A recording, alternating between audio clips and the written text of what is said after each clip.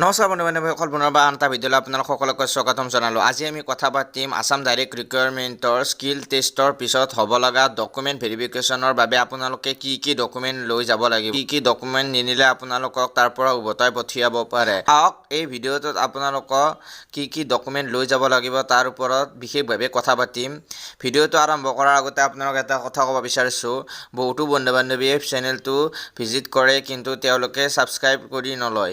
Please চেনেলটো subscribe কৰি ল'ব আৰু ঘণ্টা বটনটো টিপি দিব যাতে সময়ৰ নটিফিকেশ্যন আপোনালোকে সময়ত পায়। আহক এতিয়া আমি ভিডিঅ'টো আৰম্ভ কৰোঁ। থাৰ্ড গ্ৰেড আৰু ফ'ৰ্থ গ্ৰেড এক্সামৰ স্কিল টেষ্ট হৈ যোৱাৰ পিছত আপোনালোকৰ ডকুমেণ্ট ভেৰিফিকেশ্যন কৰা হ'ব আৰু এই ডকুমেণ্ট ভেৰিফিকেশ্যন আপোনালোকৰ লাগিব প্ৰথমতে এজ চাৰ্টিফিকেট। আপোনালোকৰ বয়সৰ এখন চাৰ্টিফিকেট থাকিব, সেই চাৰ্টিফিকেটখন আপোনালোকে লৈ যাব লাগিব। লগতে আপোনালোক কাষ্ট চাৰ্টিফিকেট লাগিব, যিসকলৰ কাষ্ট ৰিজাৰ্ভেশ্যন আছে তেওঁলোকৰ কাষ্ট চাৰ্টিফিকেটখন লৈ যাব লাগিব। এডুকেশ্যন কোৱালিফিকেশ্যন চাৰ্টিফিকেট, আপোনালোকৰ এডুকেশ্যন কোৱালিফিকেশ্যন কি এডুকেশ্যন কোৱালিফিকেশ্যনেৰে আপোনালোকে এক্সামটো দিছিল সেই এডুকেশ্যনেল চাৰ্টিফিকেটসমূহ আপোনালোকে লৈ যাব লাগিব। আৰু ইয়াত এটা কথা যে আপোনালোকে গোটেই চাৰ্টিফিকেটবোৰ অৰিজিনেল লৈ যাব আৰু 2 কপিকৈ ফটোষ্টেট লৈ যাব। লগতে আপোনালোকক লাগিব কম্পিউটাৰ চাৰ্টিফিকেট। কম্পিউটাৰ চাৰ্টিফিকেট আপোনালোকৰ লৈ যাব লাগিব আৰু সেইখন অৰিজিনেল হ'ব লাগিব। ফেক হ'লে আপোনালোকৰ ইয়াত বহুত বাধাৰ সৃষ্টি হ'ব পাৰে।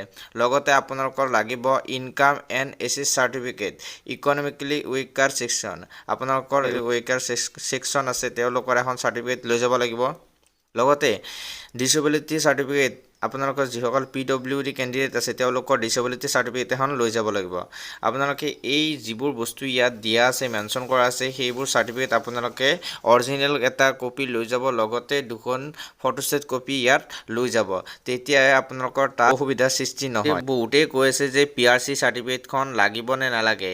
ইয়াত PRC চাৰ্টিফিকেটৰ কোনো মেনশ্যন কৰা নাই, চ' আপোনালোকে PRC চাৰ্টিফিকেটখন নিনিলেও হ'ব। তো ষ্টেট লেভেলৰ এক্সামত আপোনালোকৰ PRCখনৰ বহুত দৰকাৰ হয়, কিন্তু ইয়াৰ কথা কোনো মেনশ্যন কৰা হোৱা নাই বাবে আপোনালোকে PRCখন নিনিলেও হ'ব।